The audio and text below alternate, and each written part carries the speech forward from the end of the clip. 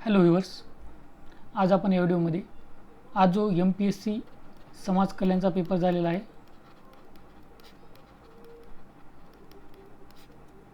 त्याची गणित घटक जो आहे त्यामधला त्या गणित घटकाची आपण उत्तरे पाहणार आहोत. असेच महत्त्वाचे व्हिडिओज मिळवण्यासाठी आपल्या चॅनलला सबस्क्राईब करून ठेवा आणि बेल आयकॉन प्रेस करा, म्हणजे असे महत्त्वाचे व्हिडिओज सर्वात अगोदर तुमच्यापर्यंत पोहोचतील. जर तुमचा रिस्पॉन्स चांगला राहिला बाकीच्या घटकांवरचा उत्तराचा व्हिडिओसुद्धा मी बनवेल. हे पहा, 1 मिनिटात एका ड्रमचा 4/9 भाग पाण्याने भरतो, तर उर्वरित भाग भरण्यास किती वेळ लागेल? तर हे पहा, टोटल भाग किती आहे? 9, आणि त्यापैकी 4 भरायचा आहे. तर 4 भरण्यासाठी 1 मिनिट वेळ लागतो असं त्यांनी दिलेलं आहे. तर उर्वरित किती आहे?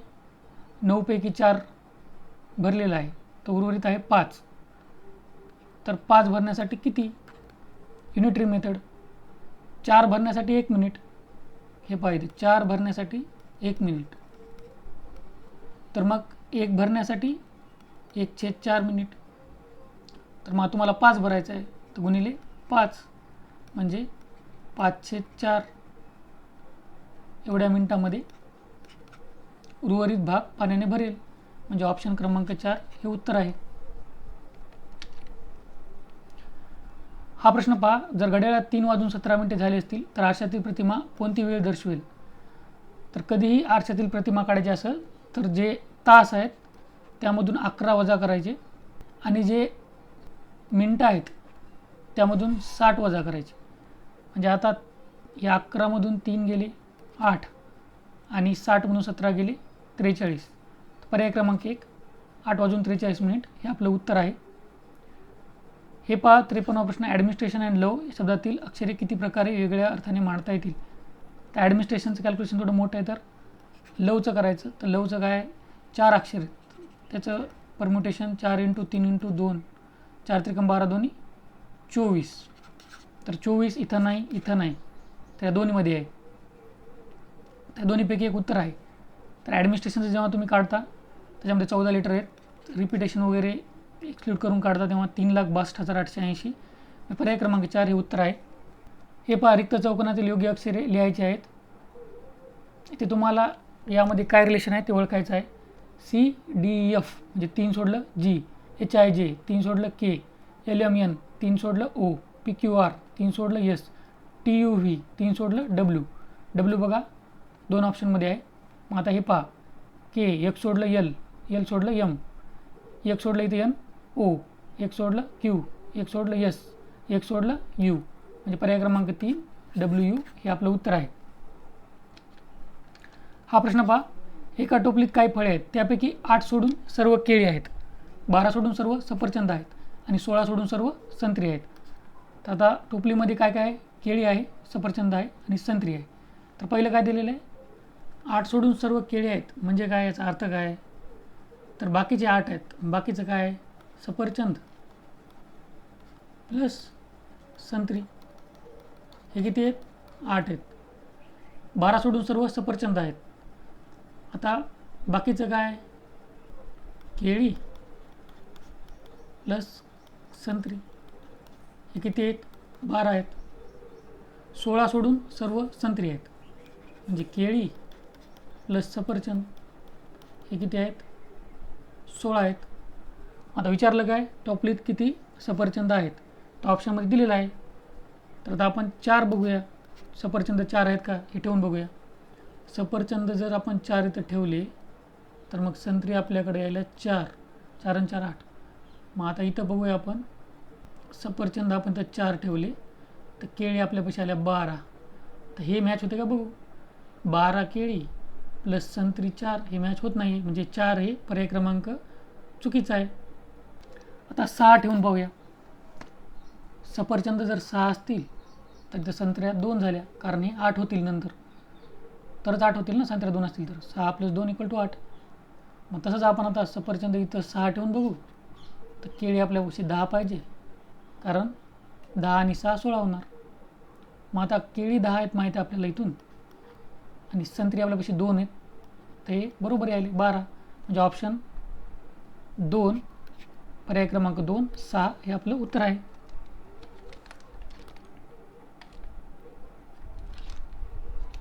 आता हा प्रश्न कॅन्सल होऊ शकतो बरं.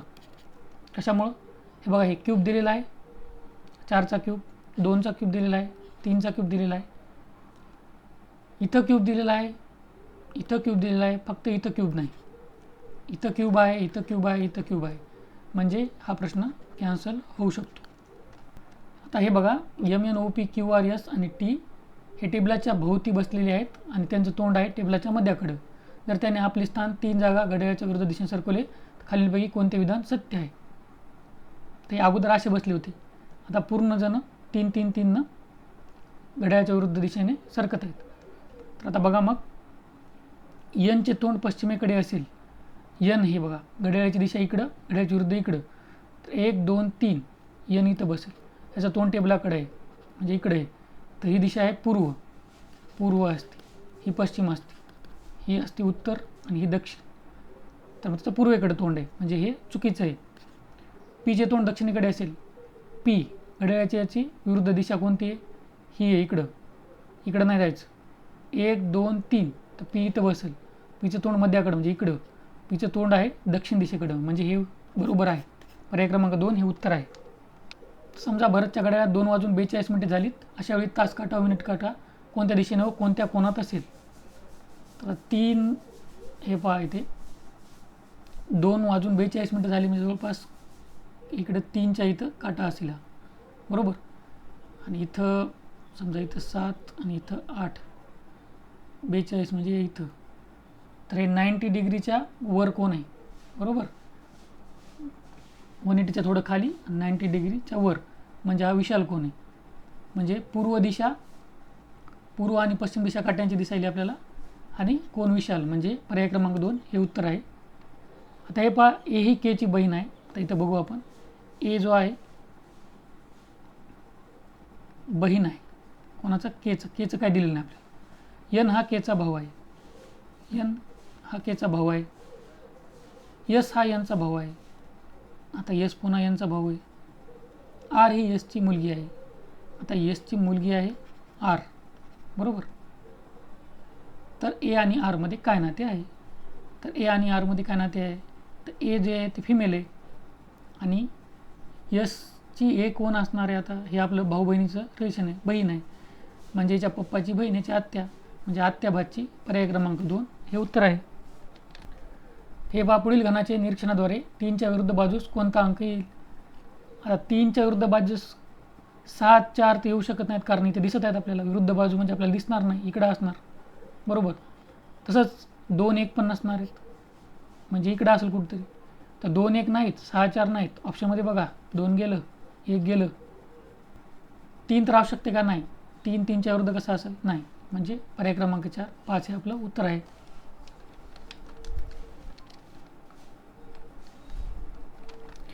हे पहा, एका रेल्वे स्टेशनच्या रुळाच्या बाजूला विजेचे खांब प्रति 40 मीटर अंतरावर लावले आहेत. एक प्रवासी त्याच्या जवळून गाडी जात असताना खांब मोजतो. जर गाडीचा वेग 50 किलोमीटर प्रति तास असेल तर 3 तासात किती खांब मागे जातील?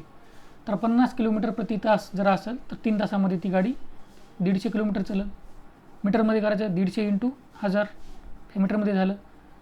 अंतर किती आहे? 40 मीटर, 40 मीटर अंतर आहे, बरोबर.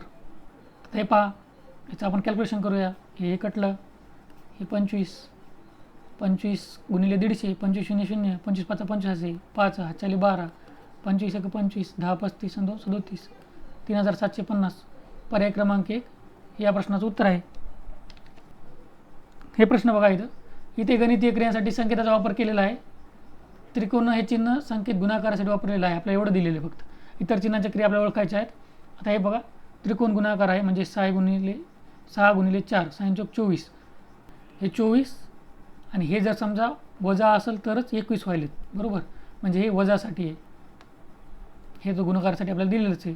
आता इथं बघू, पुन्हा तेच गुणाकार आहे, 6 चौक 24 आणि आता हे जे आहे चौरस, हे कायसाठी बघूया आपण. 8 आहे म्हणजे आपण काय करू शकतो, याला भागाकार, 3 8 24 म्हणजे हे भागाकारासाठी आहे. आता 35 हे आपल्याला माहिती आहे कायसाठी आहे, हे आहे वजासाठी. 35मधून 5 गेले, हे राहिले 30, हे आपल्याला माहिती आहे भागाकारासाठी, हे राहिले 5 आणि हे माहिती आपल्याला गुणाकारासाठी, हे राहिले 35. पर्याय क्रमांक 4 35 हे आपल्या प्रश्नाचं उत्तर आहे. हा प्रश्न पहा. सारंगजवळ 50 पैशाची 200 नाणी आहेत, 25 पैशाची 300 नाणी आहेत, 20 पैशाची 400 नाणी आहेत, 10 रुपयाच्या 60 नोटा व 5 रुपयाच्या 40 नोटा आहेत.